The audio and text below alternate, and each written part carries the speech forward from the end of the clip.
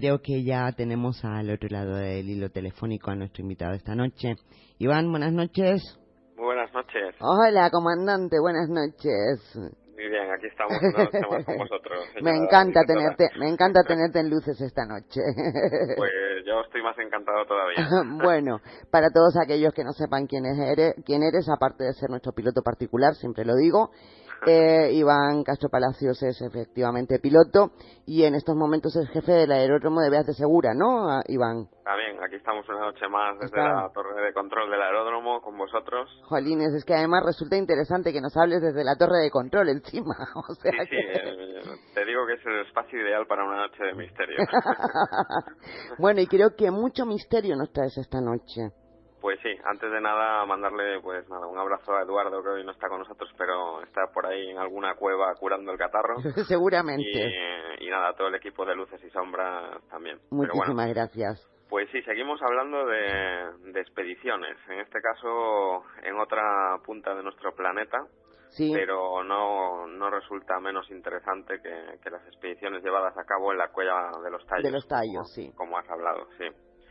Y nada, yo, si quieres pues me meto ya en el tema directamente. Sí, porque creo que nos vas a hablar, efectivamente dices, a un lugar totalmente distante de Ecuador y de la Cueva de los Tallos, y es nada más y nada menos que la Antártida. Exactamente. En dos palabras, pues yo empezaría con esta historia diciendo en inglés, como la calificaron los americanos, Operación High Jump. Sí. En español sería Operación Gran Salto, ¿no? Gran Salto, sí. Pero vamos con los antecedentes un poquito. Sí. En la Antártida, pues como estamos comentando, que es el continente quizá más desconocido para nosotros, pues esconde la clave de una de las mayores operaciones secretas de los Estados Unidos, que en aquellos tiempos pues estaba un poquito mezclada con lo que venía siendo el final de la Segunda Guerra Mundial, ¿no? El tema, la amenaza nazi, digamos, sí. Para el mundo occidental, etcétera, ¿no? Entonces, es un continente que guarda muchas sorpresas para nosotros. Y al hilo de lo que hablabas de la Cueva de los Tallos, sí. Pues realmente cabe preguntarse si en este continente existen, digamos, cavidades, entre comillas, que no conocemos, sí. O más bien este tipo de cuevas usadas como bases secretas, ¿no? Ya. Existe, evidencia de que en medio del continente, que es por excelencia el más inexplorado de la Tierra después de los océanos, lo que últimamente, por ejemplo, ha salido a la luz supuestas pirámides. Sí, las pirámides, sí. Que se ha supuestamente encontrado en alguna parte de la Antártida, que luego se ha desmontado un poco la teoría porque han resultado ser pues esos famosos fakes, ¿no? O sí. Falsificaciones y mediante fotografías y diversos medios pues se han analizado y ha resultado sí que es un engaño, sí. Exactamente. Entonces sabemos que es de todos sabido que es el continente, digamos, más hostil, ¿no? Para la vida del ser humano, con inviernos pues de 80 grados bajo cero, incluso puede llegar a alcanzar cualquier tipo de vida, pues es completamente, es bastante complicada, ¿no? Y también sabemos que hoy en día pues es un continente que alberga multitud de bases internacionales de estudios científicos, biológicos, de fauna, de flora, ¿no? Y de su entorno. O es lo que nos cuentan, ¿vale? Vale, eso te iba a decir, o es lo que nos cuentan, ¿no? Un poco, exactamente. Sí. Entonces, la historia comienza en el año 1938, el 17 de diciembre de 1938, poco antes de estallar la Segunda Guerra Mundial, pues una expedición nazi a bordo de un submarino que se llamaba el Schwabenland llega a este continente al mando de un capitán que se llamaba Alfred Richter, ¿no? Esta expedición llega cargada de un montón de científicos, de meteorólogos, geógrafos, geólogos, biólogos, ingenieros eléctricos, y luego llegaron 7 ingenieros de especialidad desconocida, y eso resultó alto secreto para casi todo el mundo. Pero sorprendentemente abandonan el continente meses antes de estallar la Segunda Guerra Mundial. ¿Pero abandonan el continente todos o es solamente estos 7 ingenieros? Nos cuentan que todo el contingente abandona unos meses continente. antes de estallar la Segunda Guerra Mundial. Exactamente. Esta gente visitó la parte occidental del continente y estaban autorizados, bueno, por el entonces Hermann Göring, que era pues el responsable, ¿no?, de la aviación nazi por excelencia, y uno de los ministros de Adolf Hitler, ¿no? Sí. Y bueno, el viaje era pues también como excusa de estudios científicos, ¿no? Ya, ponían la misma excusa que ahora, ¿no? Exactamente. Sí. Era una parte que donde desembarcaron ellos, la venía reclamando por aquel entonces la Alemania nazi, entre el 1939 y 1945. Y de ahí nace, digamos que una nueva parte de Alemania que ellos bautizaron como Nueva Suabia, ¿no? Ajá. Y era una zona que también es conocida como la tierra de la reina Maud. Sí. Pero, sin embargo, esa expedición, que era hipotéticamente de carácter científico, lanza pues un montón de hidroaviones, que por aquel entonces pues sería el avión, digamos, ideal para aquel entorno, aviones pesados, hidroaviones de más de 10 toneladas, y empiezan a marcar el territorio desde el aire, tirando desde los aviones estacas con la insignia nazi, con el escudo nazi, ¿no? Cartografían y sobrevuelan pues alrededor de un área de 600.000 kilómetros cuadrados, ¿no?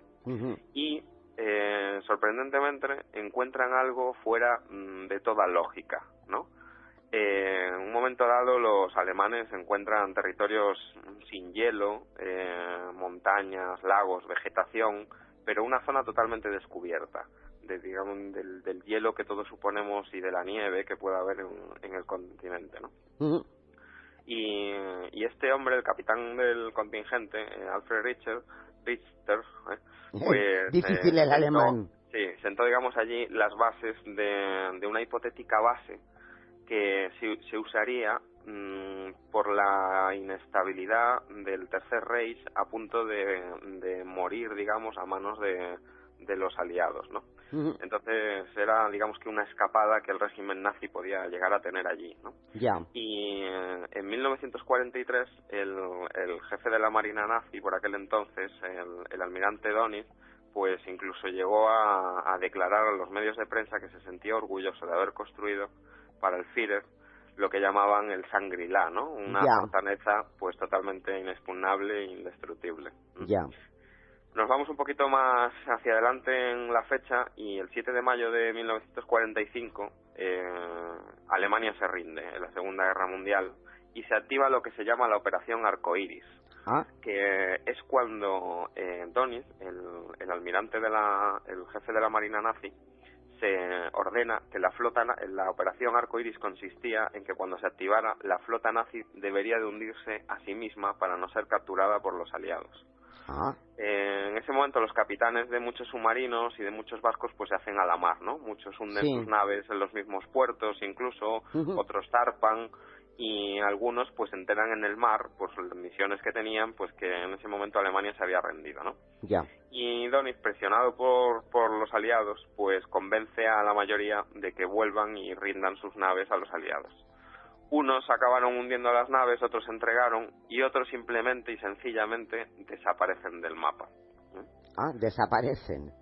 No se vuelve a saber nada. No se vuelve a saber nada de ellos. Nada de ellos. El 10 de julio de 1945, un submarino, los U-Boats, ¿no?, que se denominaban los submarinos alemanes, bueno, pues con el código Lu-530, se entrega 2 meses después en Mar de la Plata, en Argentina, a las tropas argentinas, a la Marina Argentina, pero después de haber estado 5 meses en el mar. Un submarino. Entonces, lo curioso era el tiempo tan largo que había estado esta gente Exactamente. en el mar, ¿no? Exactamente. Y bueno, surgen las preguntas, ¿no? De dónde venía, dónde se había abastecido durante tanto tiempo una vez acabada la guerra. Claro. Y conjuntamente, el 17 de agosto, pues un mes después, en 1945 también, emerge un segundo submarino el 977, el U-977, y también se entrega a los navíos argentinos, ¿no? Y ambas naves, pues las tripulaciones se las llevan a los Estados Unidos y allí pues los interrogan, claro. duramente. Claro. Y no deja de ser curioso, Iván, yo sé que tu fuerte no es la marina. No, mi fuerte no es la marina, pero sin embargo mi familia es todo de marina. Ah, bueno, pues entonces te puedo hacer la pregunta a lo mejor, porque está claro que un submarino, un barco lo tiene difícil, pero un submarino tiene todavía más difícil el sobrevivir durante varios meses sin abastecerse, sin llegar a un puerto. Hoy en día yo creo que sí que lo pueden hacer y están preparados para estar largos meses, pero por aquel entonces tenían la capacidad un poco más limitada. Sí. Los alemanes eran avanzados tecnológicamente, ¿no? Pero esos submarinos no podían estar tantos meses seguidos debajo del mar, ¿no? Ya. Y entonces de alguna manera tenían que haber sobrevivido. Nos vamos un poquito más cronológicamente hacia adelante y el 26 de septiembre ya del 46 ya sucedió pues algo un hecho ya fuera de todo lo común, ¿no? Y es que los titulares de los periódicos por aquel entonces pues daban la siguiente noticia, ¿no? Que un año y medio después de terminada la guerra, ya en el 46, un submarino alemán había detenido a un barco ballenero islandés en las costas de la Antártida. Y el ballenero islandés que se llamaba el Juliana, que navegaba entre las Islas Malvinas y la zona antártica, fue literalmente detenida por un submarino alemán, de la Armada Alemana, con la bandera de la esvástica, como los que había durante un año y medio después de terminar la guerra. Exactamente. Y además fue detenido. Exactamente, detenido. Y el comandante del submarino pues se acercó en un pequeño bote de goma a esta gente armado con soldados y con una escolta, y tras subir a bordo pues le pidió a este barco parte de las provisiones que llevaban a bordo. Ajá. Esta gente comentó pues que el comandante hablaba un perfecto inglés, que les pagó incluso en dólares por la mercancía que él les requirió. ¿En dólares? Por provisiones en dólares. Y encima le pagó a cada miembro de la tripulación, ¿no? Que se supone que era un poquito pues de chantaje exactamente, para que guardaran silencio. Sí, exacto. ¿No? Exactamente. Y a cambio les dio una información sobre la actividad que realizaban ellos, que como eran balleneros, pues les indicó incluso exactamente dónde podían encontrar grandes bancos de ballenas, ¿no? Mucho peloteo, ¿no? Mucho peloteo. Sí. Y se confirmó por estos tripulantes del ballenero que pudieron arponear varios cetáceos y pescarlos, ¿no? Pues donde el comandante alemán les había indicado, ¿no? Y nada, es interesante pues el hecho a tener en cuenta que esto sucede entre las Islas Malvinas y la zona antártica, exactamente a 1.500 kilómetros al sur del Mar de la Plata, donde se habían entregado, donde habían aparecido los otros dos submarinos, exactamente. Es digamos la prolongación de la ruta que habían seguido los otros dos submarinos. Sí, estaban todos como en la misma zona más o menos, sí, evidentemente hablamos de muchos kilómetros, pero en la misma zona, concentrados. Exactamente. Tiempo después, días después, pues por las noticias que empezaron a correr de este suceso, en el Daily Telegraph, en este periódico tan conocido, pues se anunciaba, ¿no?, que una expedición anglo-noruega iba a ir hacia el continente, ¿no?, hacia el continente antártico. Y los periódicos por aquel entonces decían pues que se esperaba que la expedición revelara un poco los secretos de aquel oasis de hielo y de nieve que se encuentra supuestamente en el interior antártico, ¿no? Que esas tierras que digamos que igual no tenían... No tenían ni hielo ni nieve. De hielo ni nieve, exactamente. Ajá. Y nada, un poquito más hacia adelante, en enero del 47, que es cuando empieza ya a surgir un poquito lo interesante del tema, pues se lanza la operación con la que abrí yo esta noche el debate, ¿no? Operación High Jump, ¿no? Sí.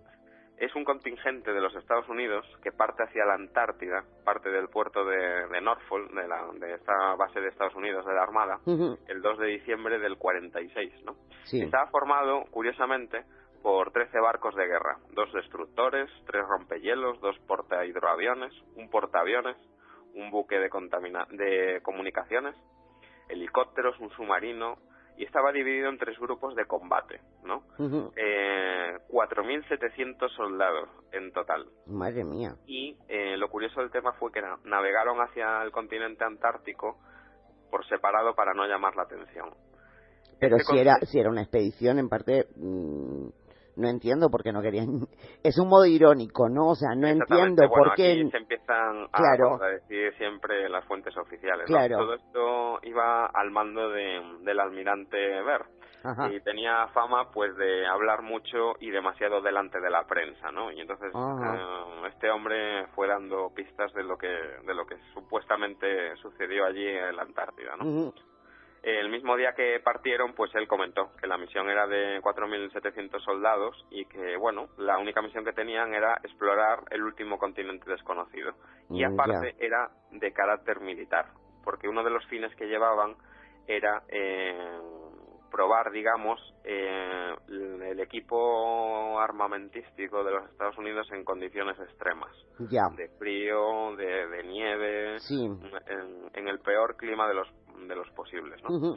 Y él habló un poco de más y también dijo pues que era uno de los fines era obtener pues datos de las zonas terrestres con propósitos estratégicos y de inteligencia, ¿no? Y vigilar actividades marinas, aeronáuticas y terrestres de otras supuestas naciones que pudiera haber en el Antártico. Entonces él dejó caer un poquito todo lo que se pensaba hacer por ahí. Exactamente. La misión estaba pensada para 8 meses de duración. Se estableció por parte de los americanos una base en tierra que se llamó la New Little America, la Nueva Pequeña América, pero sorprendentemente a las 8 semanas recogen todo y precipitadamente los Estados Unidos abandonan la Antártida. No sin un gran número de bajas personales, de soldados y un montón de daños materiales, que siempre se calificaron de alto secreto y nunca se llegaron a saber. Es decir, que de alguna manera se supone que fueron atacados por alguien. Se supone que perdieron un montón de material militar y de tropas, pero nunca se ha sabido la causa exactamente, ¿no?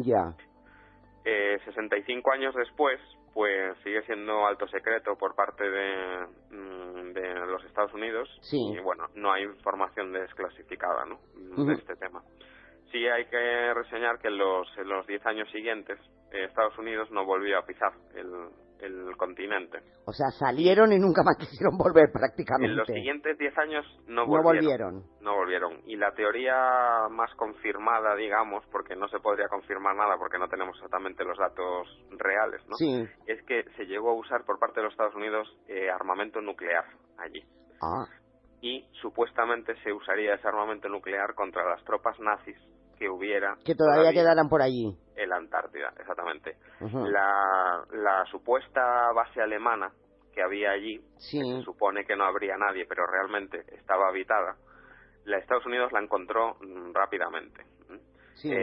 Estados Unidos la sobrevoló con los aviones, la encontraron de forma muy rápida y se dice por varias fuentes de ese contingente que llevaba 11 periodistas a bordo, y las pocas cosas que sabemos las sabemos porque también llevaban periodistas a bordo, cosa que también es un poquito, porque bueno, calificas algo de alto secreto. Interesante, pero curioso, efectivamente, a la prensa, ¿no?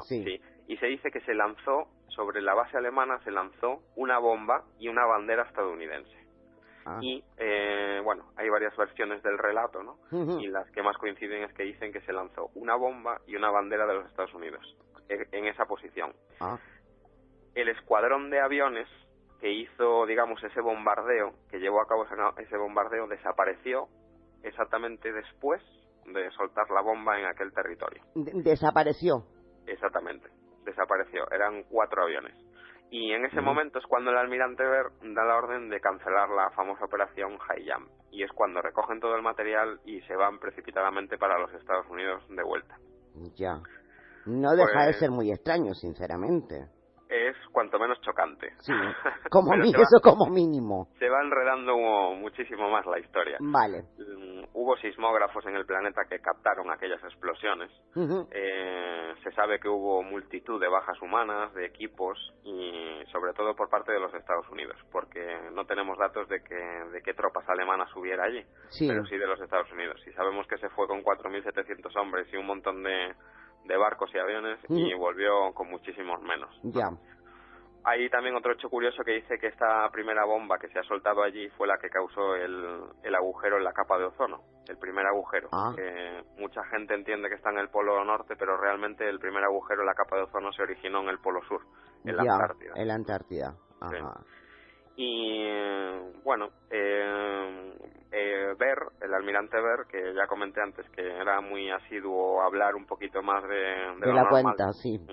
Al llegar a Estados Unidos dijo que afirmó la siguiente frase: si estallara otra guerra mundial sería de polo a polo. Es lo que dijo delante de la prensa. ¿De polo a polo? De polo a polo, de polo norte sí, a polo a polo sur, sí. Y nunca nadie más supo a qué se refería a esas palabras. Es que eso voy, por eso te pregunté de polo a polo, es que ¿qué quiso decir con eso?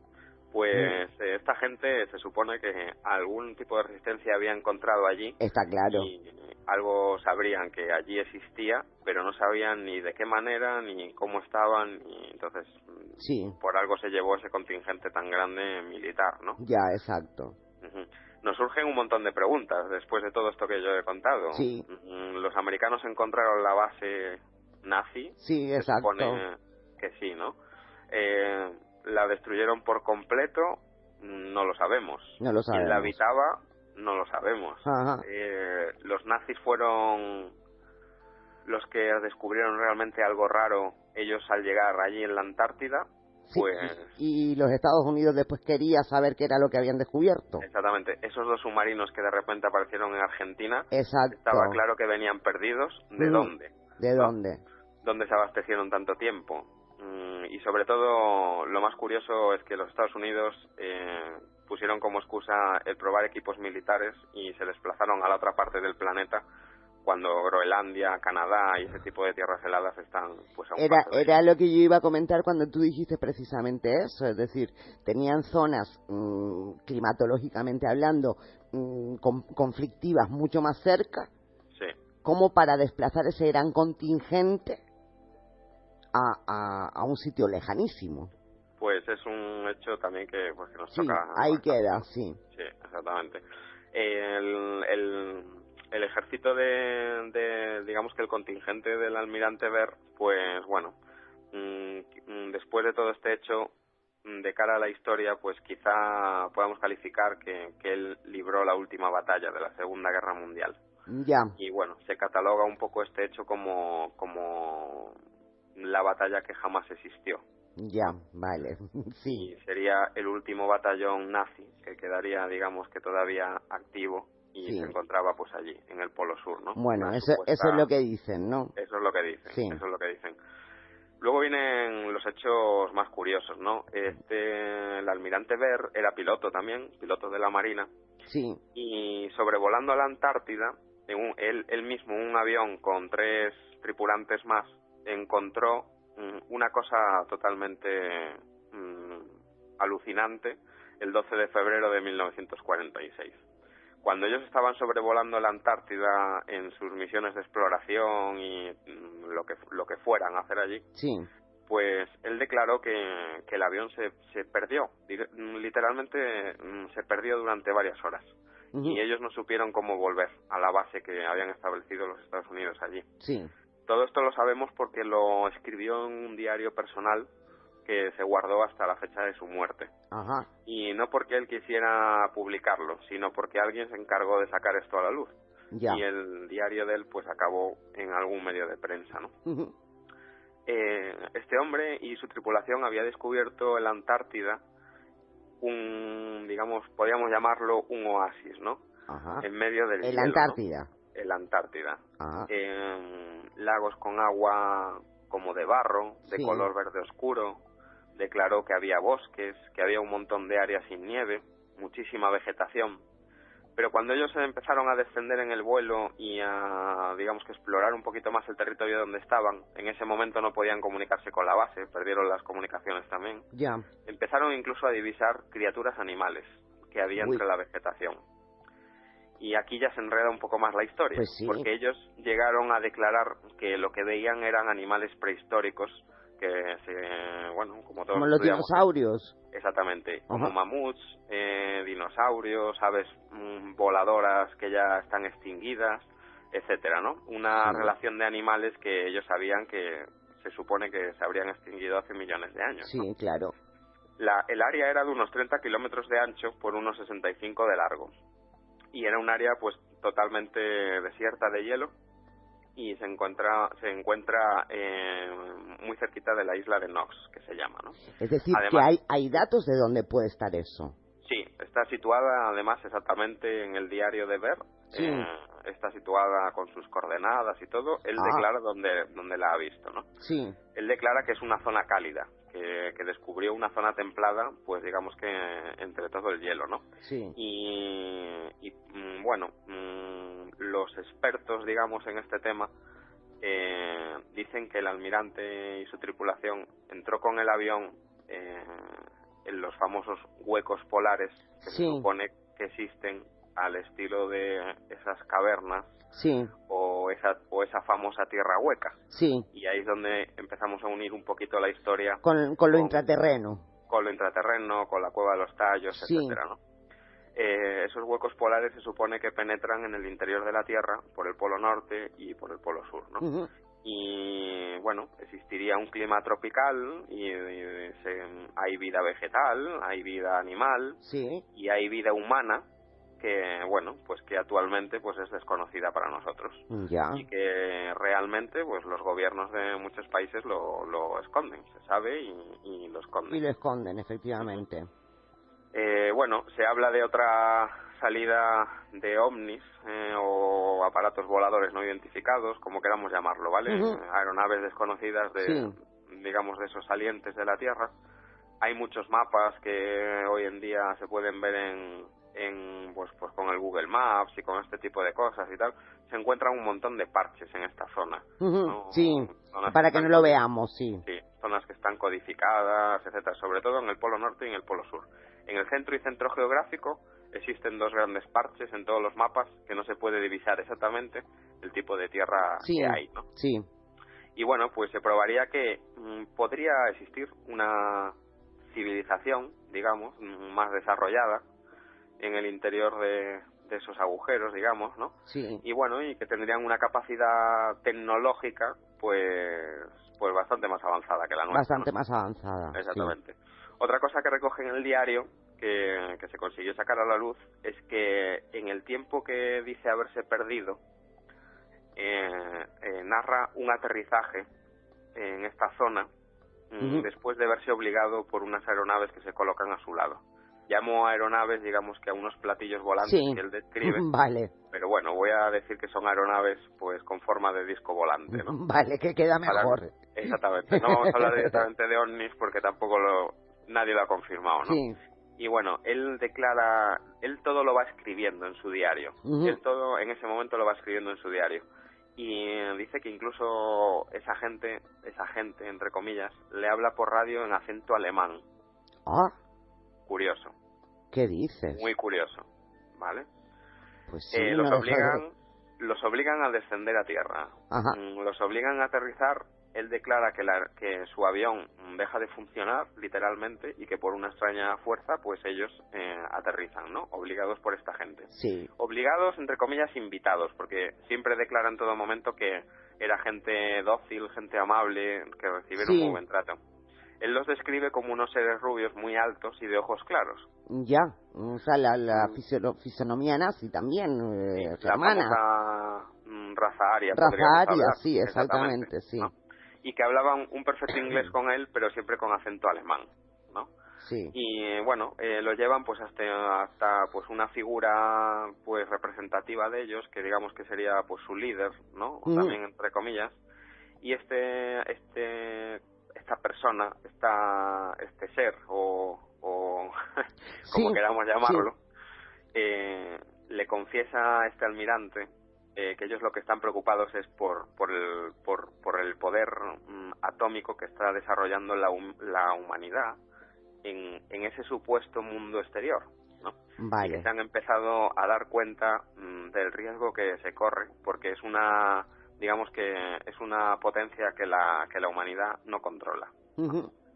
Y que bueno, que les traerá consecuencias, y que ellos mismos han querido incluso, o se han puesto en contacto con gobiernos de distintas naciones que no han querido escucharlos. Ah, qué curioso. Lo tratan un poco como mensajero. Sí. Y le trasladan el mensaje directamente para el gobierno de los Estados Unidos, que es el que siempre está metido en los berenjenales, en sí. todos los ajos, ¿no? Sí.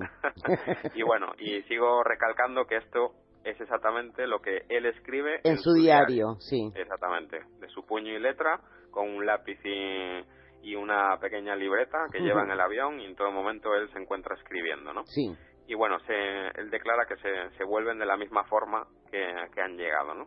Con forzados por esas especies de aeronaves que los devuelven en vuelo, el avión vuelve a funcionar y pueden volver a llegar a la base. Ya.